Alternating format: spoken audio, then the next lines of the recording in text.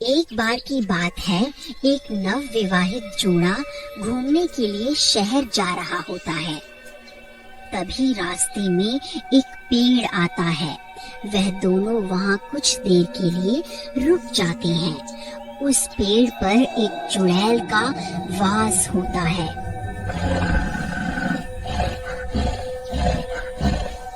अरे वाह, इतनी सुंदर स्त्री तो मैंने आज तक नहीं देखी।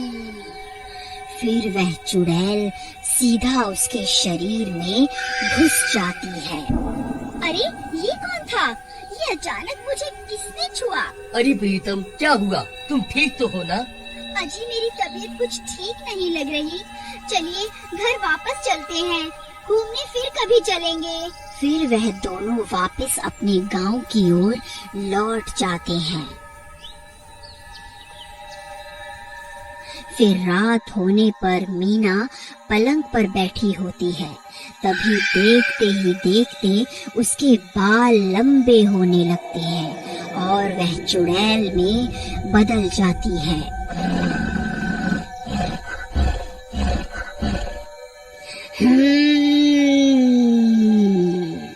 तभी ललिया वहाँ आता है। जमीन पर उस चुड़ैल के बालों को देखकर वह चौंक जाता है। अरे ये इतने लंबे बाल किसके हैं? अरे ये तो मीना के हैं, लेकिन कल तक तो इसके बाल छोटे थे। ये अचानक से इतने लंबे कैसे हो गए? फिर वह मीना की ओर जाता है और उसके पास जाकर बैठ जाता है। अरे मीना, तुम्हारे बाल इतने लंबे थे, तुमने मुझे तो कभी पता ही नहीं लगने दिया। फिर जैसे ही ललिया मीना का घूंघट हटाने लगता है, वह चुड़ैल गुर्राने लगती है।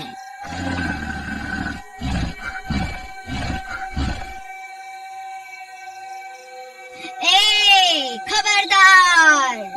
अगर मेरे घूंघट को हाथ भी लगाया तो ये सिर्फ मेरी है। हाथ लगाने की सोचियो भी मत।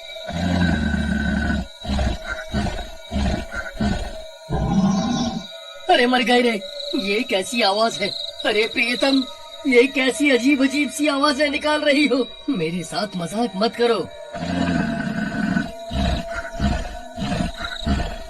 फिर जैसे ही ललिया मीना का घूंघट उठाता है, अरे वाह, जैसा मैंने सोचा था, तुम तो उससे भी ज्यादा खूबसूरत लग रही हो। लेकिन प्रीतम, ये अजीब अजीब सी आवाजें क्यों निकाल रही थी? एक पल के लिए तो तुमने मुझे डरा ही दिया।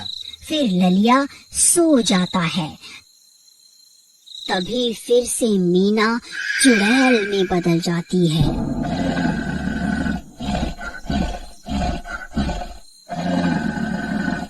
और घर से बाहर निकल जाती है।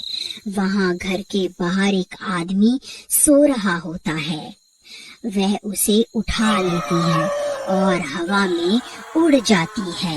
अरे मर गए रे, ये कौन है? अरे मर गया रे, मैं तो हवा में उड़ रहा हूँ। अरे मर गया रे, ये तो कोई चुड़ैल है। हाय, कोई मुझे बचाओ! अरे मर गया रे! फिर वो चुड़ैल उसे लेकर एक गुफा के अंदर पहुंच जाती है और उसे वहां कैद कर देती है।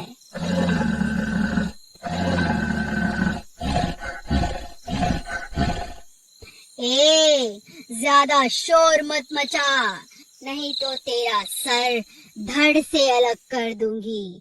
बस मुझे एक औरत की और जरूरत है। फिर तुम दोनों की बलि देते ही मैं चुड़ैल बिरादरी से आजाद हो जाऊंगी।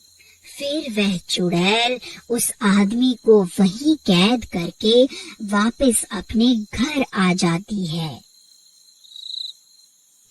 फिर अगला दिन होने पर मीना घर की सफाई कर रही होती है।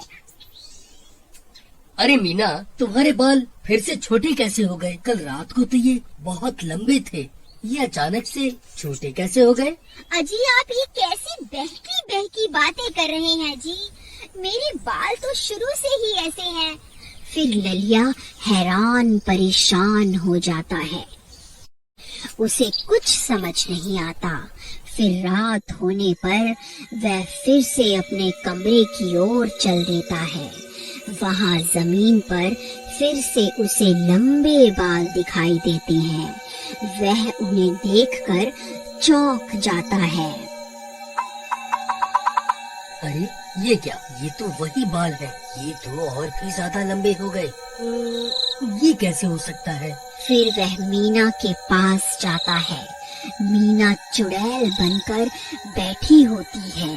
अरे मीना, देखो तुम्हारे बाल तो फिर से लंबे हो गए। आज दिन में तो ये छोटे थे। आखिर ये सब कैसे हो सकता है? तुम मेरे साथ कोई मजाक तो नहीं कर रही ना? मीना, मीना, मीना, मीना। वो चुड़ैल उसे नजरअंदाज कर देती है।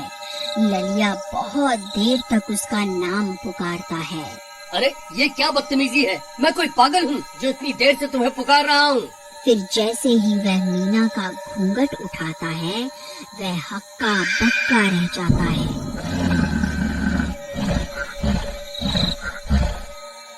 और जमीन पर गिर जाता है।